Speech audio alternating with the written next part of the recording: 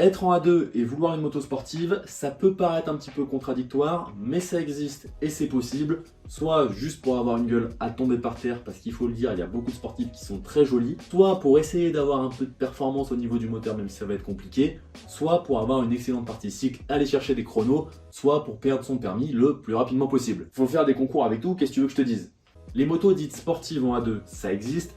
Les bonnes motos dites sportives en A2, ça existe aussi, même si c'est un petit peu plus rare.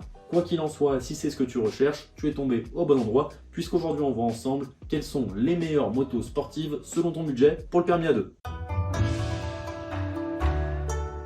Bonjour à tous, c'est Coxis et bienvenue dans cette nouvelle vidéo. Aujourd'hui un top guide achat sur les motos sportives pour le permis A2. Je vous ai fait une sélection de petites motos franchement très sympas. Attention par contre, quelques disclaimers. Premièrement, toutes les motos que je vais vous citer sont des modèles d'occasion. Ça peut s'acheter en neuf, mais à chaque fois que je vais vous donner un budget, c'est le budget d'occasion, tout simplement parce qu'en A2, on part souvent sur une moto d'occasion. Sachez quand même qu'elle se trouve pour certaines encore en neuve. Deuxièmement, il n'y aura pas toutes les motos sportives disponibles en A2, c'est juste pas possible, j'ai dû faire une sélection. Il y en a d'autres dont on n'a pas parlé, dont on parlera peut-être dans de prochaines vidéos. Donc, s'il n'y a pas la moto dont tu aurais aimé m'entendre parler, au lieu de m'insulter en commentaire, n'hésite pas à me mettre juste un petit commentaire.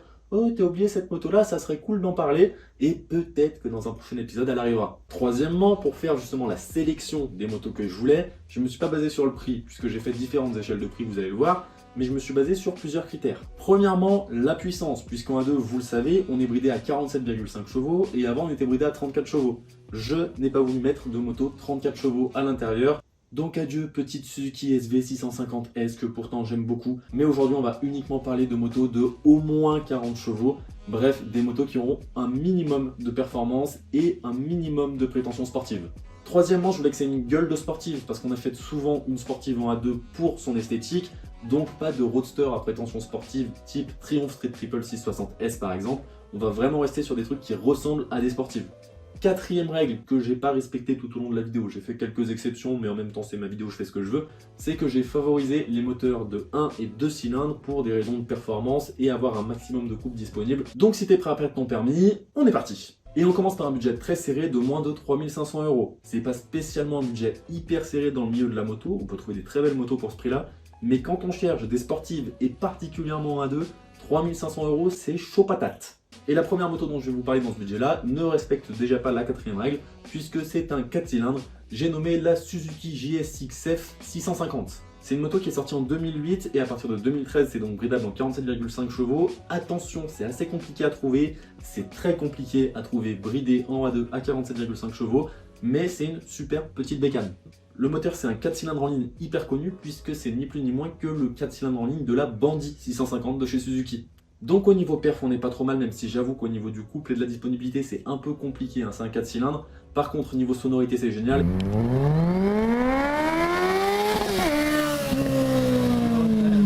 Et niveau fiabilité c'est increvable. La partie cycle n'est pas exceptionnelle non plus, puisque c'est la partie cycle ni plus ni moins que de la Bandy. C'est vraiment une Bandy sur laquelle on a ajouté du carénage. Donc c'est une bonne partie cycle, c'est pas non plus exceptionnel, mais en A2 en règle générale ça fera quand même très bien l'affaire. La gueule est à tomber par terre, on dirait un GSXR le bordel, c'est super joli. La position est pas trop radicale non plus. Quand elle est sortie, elle était vendue comme étant un mix entre une sportive et une routière, donc ça reste plutôt confortable pour faire des longs trajets. À moins de 3500 € ça se trouve, ça va être un petit peu compliqué. Peut-être que si vous en voulez une un petit peu moins kilométrée, etc. ou assez rapidement, parce que c'est pas des motos qu'on trouve beaucoup en annonce, il faudra mettre un petit peu plus jusqu'à 5000 €. Mais si vous êtes patient et que vous n'êtes pas trop regardant sur les kilomètres ou que vous voulez pas une couleur en particulier, franchement ça peut se trouver à 3500 €.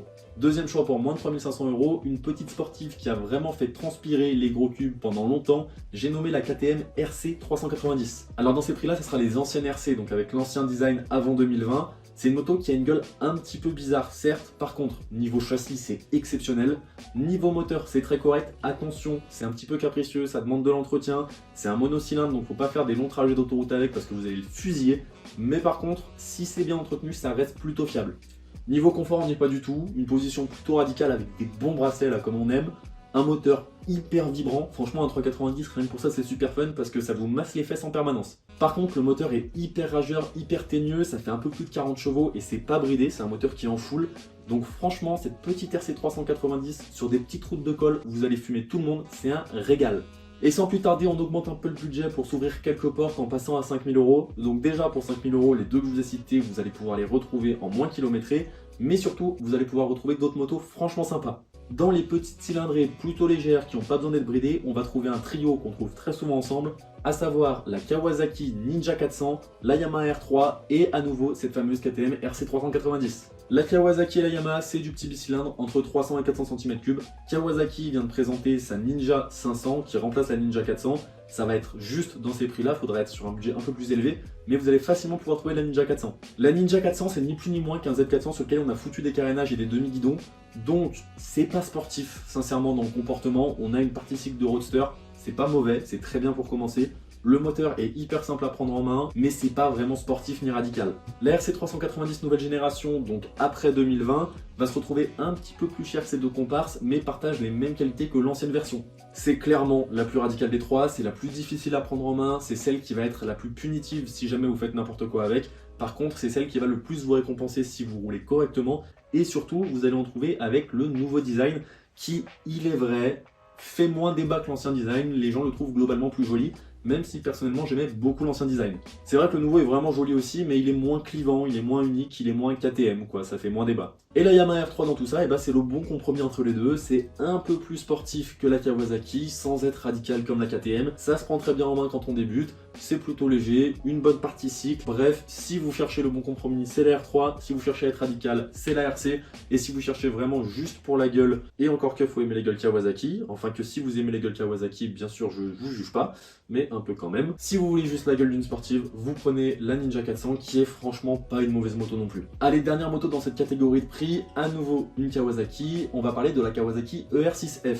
La Kawasaki ER6F, c'est un bicylindre de 650 cm3 qui est très connu chez Kawasaki puisque c'était le moteur qui équipait le R6N. Et si vous vous intéressiez pas à la moto avant de passer votre permis A2 récemment, peut-être que vous n'avez pas connu le R6N, à ce moment-là vous devez connaître très probablement la Kawasaki Z650. Et la Z650 c'est ni plus ni moins qu'une ER6N à laquelle on a modifié les carénages, même moteur, même partie cycle, tout pareil, Kawasaki, le recyclage, ils savent faire. En vrai c'est une très bonne moto dont le moteur a été éprouvé, donc vous avez vraiment un moteur qui est très fiable pour le coup. Attention, faut prendre un APA 2013 pour brider en 47,5, sinon c'est du 34 chevaux. Mais en 47,5 ça a quand même pas mal de coupe, donc pas mal de patates, ça a des performances qui sont pas trop horribles. Comme souvent chez Kawasaki pour les sportives bridables en A2, ça reste dérivé d'un roadster, donc c'est pas une position qui est trop radicale non plus. Vous avez même pas de demi-guidon, le guidon est un petit peu recourbé, mais c'est un guidon classique. Et pour le coup niveau design, ça reste du Kawasaki, je vais pas dire que j'aime bien, mais c'est pas trop horrible non plus.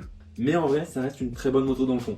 Allez, on augmente encore un peu le budget et on passe à 7 500 €, donc entre 5 000 et 7 500 €. Déjà, vous allez pouvoir retrouver celle dont on vient de parler avec moins de kilomètres toujours, mais surtout entre 5 et 7 500, vous avez de nouvelles choses qui s'ouvrent à vous. Vous aviez aimé le R6F de chez Kawasaki, vous allez adorer la Ninja 650, qui est exactement la même moto avec de nouveaux carénages plus modernes. Plus modernes certes, mais aussi beaucoup plus moches à mon sens. Bref, passez le design, si vous aimez bien, ça reste une bonne moto, toujours pareil, c'est dérivé d'un roadster, donc ça n'a pas des grosses prétentions sportives au niveau de la partie cycle. Le moteur est toujours aussi bon, toujours aussi agréable, avec un bon couple, bridé en 47,5, pourquoi pas. Et j'ai été médisant parce que grosse évolution entre l'ancienne ER6F et la nouvelle Ninja 650, maintenant vous avez des demi-guidons. Alors ils sont pas trop recourbés non plus parce qu'il faudrait pas que ça soit inconfortable, mais vous avez des demi-guidons donc ça lui donne vraiment une allure de sportive. Mais quitte à parler design, si vous n'en avez rien à faire des performances, Honda CBR 500R fait beaucoup trop de R pour une moto qui est pas si sportive que ça. La gueule est inspirée des CBR 1000 RRRR et franchement il n'y a pas à dire, c'est super joli. Par contre, niveau moteur et partie cycle, c'est ni plus ni moins que moteur et partie cycle d'une Honda CB500F, donc d'une moto parfaite de moto-école. Super facile à prendre en main, vous vous ferez pas peur avec, super facile à appréhender au niveau du moteur parce que c'est un gros bicylindre 500 cm3 qui n'est pas bridé. Honda leur a dit, maintenant c'est 47,5, ils ont fait un moteur 47,5 chevaux exactement, donc vous profitez pleinement de ce moteur. C'est plutôt confortable parce que la position a rien de radical du coup. C'est hyper économique à l'entretien parce que c'est ni plus ni moins qu'une CB500 en dessous. C'est plutôt économique à l'assurance aussi pour une sportive. Ah oui, parce que ça c'est un point que j'ai pas trop abordé depuis le début. Les assurances pour les motos sportives, vous allez vous faire détruire. Ils vont vous cartonner la tronche. Ils vous attendent les assureurs, ils vont se régaler. Moto sportive, jeune permis A2, si vous avez entre 20 et 30 ans et que vous n'avez pas d'expérience en 125, ouh, ça va piquer, hein. Enfin bon, après, je vous juge pas, hein. Je vous rassure, pour moi c'est pareil. Si vous voulez toujours une gueule à tomber par terre, mais un peu plus de perf, surtout au niveau de la partie cycle, deux petites cylindrées vraiment sympas et toutes nouvelles, la RS 457 de chez Aprilia et la CF Moto SR 450. Ces deux petits bicylindres qui n'ont pas besoin d'être bridés, qui sont franchement sympas, une électronique embarquée de malade, une partie cycle absolument géniale, des designs fous autant pour l'une que pour l'autre. Chez Aprilia, c'est pas si étonnant. Chez CF Moto, pour une marque chinoise, ça fait bizarre, mais c'est super joli. Ça peut être d'excellents choix. Attention par contre, chez Aprilia, au niveau de l'assurance, vous allez vous faire cartonner. Au niveau de l'entretien, vous allez vous faire cartonner. Au niveau de la fiabilité, elle est un peu trop récente pour le dire, mais vous allez probablement vous faire cartonner aussi. Chez CF Moto, niveau fiabilité, on n'en sait trop rien, même si globalement CF Moto est quand même une marque qui fait de la moto depuis longtemps. Elle arrive en Europe en ce moment, mais c'est quand même une marque qui est assez ancienne. D'ailleurs, je vous invite à aller voir mon top spécial Moto A2 chinoise si vous ne l'avez pas vu, dans laquelle je parle pas mal de CF Moto. Pour ce qui est de l'entretien, ce qui va être compliqué, ça va être de trouver une concession qui fait du CF Moto, et ce qui va être compliqué pour l'achat, c'est tout simplement d'en trouver une, parce que c'est des motos qui sont super récentes, hein, les deux, donc c'est pas forcément évident d'en trouver, et le peu qu'on trouve sur le marché de l'occasion, généralement c'est juste des motos neuves vendues par les concessions. Mais en tout cas, deux petites sportives vraiment prometteuses et qui pourraient bien devenir la référence de la catégorie. D'ailleurs, si une concession passe par là, ou si un abonné a une de ces motos et qui veut me la prêter pour un essai, je suis pas contre, mon Instagram est dans la description. Allez, on augmente un peu le budget entre 7500 et 10 000 euros. Là, on va vraiment trouver de la sportive très sympa dans ce prix-là et très récente. Pour commencer chez Yamaha, la grande sœur de la R3, j'ai nommé la R7. Au niveau moteur, c'est pas compliqué, c'est tout simplement le CP2 de la MT-07 qui après a été dérivé dans le Tracer 700, qui a été dérivé dans la Ténéré 700, qui a été dérivé maintenant dans la R7. Bref, on le retrouve partout ce moteur, c'est normal, il est juste excellent.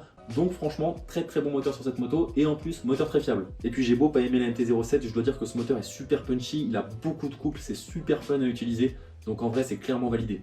La partie cycle est pas mauvaise du tout, la gueule est franchement à tomber par terre, j'aime beaucoup cette tête, pourtant je suis pas un gros fan de Yamaha. Niveau entretien c'est du YAM donc ça va, et puis en plus c'est fiable donc ça sera pas trop problématique. Les premières se trouvent aux alentours de 7500-8000 euros, si vous en voulez une avec quelques petites options sympas, faudra peut-être mettre un petit peu plus de budget. Mais pour ce prix là, c'est pas volé non plus. Après je vous conseille quand même de faire des simulations auprès de votre assureur, hein, parce que c'est une moto récente qui vaut un peu d'argent, donc ça peut vite coûter cher. Et quitte à parler de motos qui vont vous coûter cher, la référence de la sportive quasiment dans cette catégorie, la Aprilia RS 660. Alors au-delà de son design qui est juste magnifique et du fait que vous allez profiter de toute l'expérience d'Aprilia dans les motos sportives, cette moto a juste un moteur qui est un demi-moteur d'Aprilia RSV4. Ils ont coupé un moteur d'Aprilia RSV4 en deux et ça fait un petit twin de 660 cm3. Et cette moto est certes chère, pas trop kilométrée avec quelques options, vous allez même dépasser les 10 000 euros. Ça se trouve en dessous de 10 000, elle sera un peu plus kilométrée, mais ça peut se trouver. Par contre, c'est une moto qui est très unique dans son placement. Elle n'est pas vraiment dérivée d'un roadster, elle est plus sportive qu'un roadster. Par contre, elle n'est pas radicale non plus. C'est d'abord le plaisir avant la contrainte. Donc, vous allez pouvoir vous amuser. Les limites de la moto ne vont pas vous brider parce que franchement, c'est excellent en termes de châssis, etc. Mais c'est pas non plus trop compliqué à prendre en main. C'est pas un truc ultra radical. Ça va vous récompenser dans votre pilotage jusqu'à un certain niveau. Par contre, je vous préviens, niveau fiabilité, il faut que ça soit bien entretenu parce que ça reste du Aprilia, donc c'est assez demandeur en entretien. Niveau entretien, justement, vous allez vous faire défoncer si vous allez chez Aprilia. Et niveau assurance, une Aprilia qui vaut plus de 10 000 euros neuve, catégorisée comme sportive, vous allez vous faire détruire. Mais en vrai, très bon choix quand même, c'est une super bécane. Bon, et en parlant de 660, un autre moteur de 660 cm3 que je vous ai essayé récemment, le 3 cylindres de chez Triumph avec la Triumph Daytona 660. J'ai pu vous essayer ce moteur dans l'essai de la Trident 660 que vous trouverez en haut à droite de votre écran. Allez, regardez. Tant que t'es pas allé voir, je passe par la suite. Daytona 660 de chez Triumph, c'est un dérivé de la Trident, ça se base quand même sur le roadster. Le moteur est très surprenant pour un 3 cylindres. C'est pas celui qui va être le plus démonstratif avec le plus de couple, mais ça reste super sympa à emmener. La partie 6 c'est du Triumph, j'ai pu essayer sur la Trident, c'est vraiment bon. Sur la Daytona, ça a été un peu retravaillé, donc j'ai aucun doute sur le fait que la partie 6 n'aura pas de problème. Niveau position, radicalité, etc., ça va, c'est pas trop radical, on est vraiment sur un dérivé d'un roadster. En plus, ce moteur est plutôt linéaire, donc il vous fera pas peur et il est facile à appréhender et à prendre en main. Donc en vrai, pour commencer, une Daytona 660, pourquoi pas, ça peut faire une très bonne machine. Même si j'avoue que Triumph, je comprends pas pourquoi vous lui avez donné le nom de Daytona, parce que quand je repense à la Daytona 675R, ça manque un peu. Par contre, ça vaut pour plusieurs motos, mais particulièrement pour celle-là, si vous l'achetez, s'il vous plaît, mettez-y au moins un petit silencieux dessus. Pas un truc qui fait un barouf de tous les diables, pas pour emmerder le monde. Juste un truc qui va vous permettre de profiter un peu de la sonorité de ce 3 cylindres. Parce que la sonorité est juste magique et que c'est le genre de moteur qui sont en train de disparaître. Donc profitez-en tant qu'on peut encore.